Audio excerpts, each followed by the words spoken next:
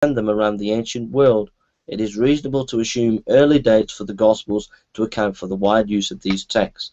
The scholars who agree with this are Giuseppe Riccaretti, Italian biblical scholar, an archaeologist and historian; John Arthur Thomas Robertson, a theological liberal, after studying the Gospels came to change his mind and settle for the early dates of the text; John Wainham, professor of New Testament Greek and biblical scholar; Bergen Gardason, Swedish professor at Lund University; Marcel Jauss, a French Bible scholar; Jean Carmignac, French scholar; Philip Roland, French scholar; Carsten Peter Thiede, German papyrologist. More details, I've got that principal information from The Early Eyewitness of Jesus by J. Warner Wallace at pleaseconvinceme.com. Early Eyewitness of Jesus. So if you want to look details about that, you can go to his website. Ignatius is a good case in point. He lived from 35 to 117 AD. Scholars debate about the exact dates. He was most definitely active at the later end of the 1st century. He quoted the Gospels. He says, quote, "Jesus Christ was the stock of David, who was from Mary, who was truly born, ate and drank, was truly persecuted under Pontius Pilate, was truly crucified and died, who also was truly raised from the dead, his Father raising him."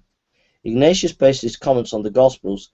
He knows at least 3 Gospels, Matthew, Luke, and John, and uses them often even in his letters. Ignatius' letter to the Trallians 9:4, J. and D. Kelly, Early Christian Creeds, London Longman, 1963, page 68.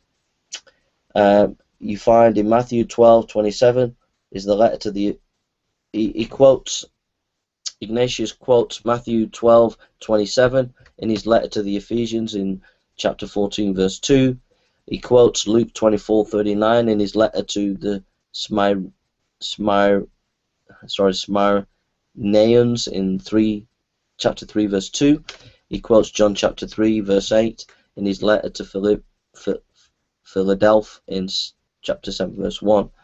Also, you can look for information about this in page 28 of the Gospel Truth, Paul Barnett, IVP 2012. Ignatius wrote about 110 AD, so it puts the Gospels as 1st century historical source material. In parentheses, most scholars that believe that Mark was the earliest of the Gospels. So if Ignatius is quoting Matthew, Luke, and John, in 110 AD, which means the Gospels would have been earlier than that. It also means that the Gospel of Mark is even more earlier. Okay. So we've looked at the Gospels as early historical material. Now, I believe the Gospels, this is just in parentheses, I believe the Gospels were written prior to AD 70. That is Matthew, Mark, and Luke. I believe that the Gospel of John was probably written right about AD 90. Now, a lot of scholars, most scholars believe that the Gospels were written round about 60 to 80 AD, the Synoptics, and then John's Gospel was maybe the same as me, 90, but maybe a little bit later. So when I say early historical source material, you can take it as really early or 1st century literature. So when I say early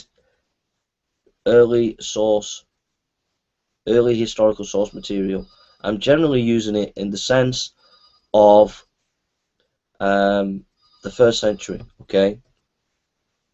How early? I take it as early as possible before we have historical source material before the destruction of the temple in 70 AD. But it doesn't matter so long as we get the Gospels in the 1st century. The eyewitnesses of the time of Jesus would have still still being around. So either way, it's early historical source material. Another parenthesis, it's not in my notes. If that's a problem for some people, which it shouldn't be a problem actually, because that means we're on brilliant solid ground as historians. But Dr. Keener, an ex-atheist who's a Christian, has done some real good work on oral tradition and showed how the ancients were very good at passing on information through oral tradition. They had bigger trained memories to do that. So if you say, well, it took, well, say the first gospel written 40 years after Jesus' life, you know, things could have changed. But if you studied first century oral tradition and how they passed on information, that kind of argument just doesn't stand to scrutiny. But whether you agree with the most important thing that you need to realize is that the Gospels can be traced back to the first century. Once we've done that, I don't think you have an argument as a skeptic. I don't think you have an argument to make about anything concerning whether that material is good material for historical investigation. If we can trace it back to early source material, that's just brilliant. As a historian, you should get excited. And when you compare the historical source material for the life of Christ as compared, say, to Muhammad, the earliest historical material that we start to get on Muhammad is 200 years after his life. And you compare him to Jesus, and we are in such a different world. It's much more accurate, much more closer to the situation. Okay, so these are just parenthesis things. They're not in my paper, all right. But I just putting that in, just if any atheist had some questions about that.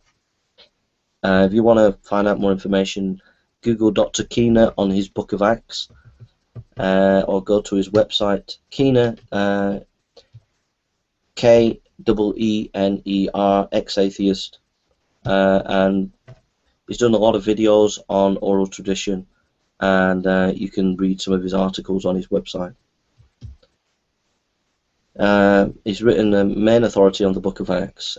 So if you Google Keener Book of Acts, you'll be able to find where he is and stuff like that. Anyhow, so what we've done there is we've traced the Gospels throughout history, and we've traced it right back, and it's early historical source material. You can go to, for studying Ignatius, you can go to www.earlychristianwritings.com, Ignatius. The next important thing to note is that the Gospels are accurate historical documents. Not only are they early historical documents, they are accurate historical documents. The historical accuracy of John's Gospel in Bethsaida in John chapter 1 verse 44, the text tells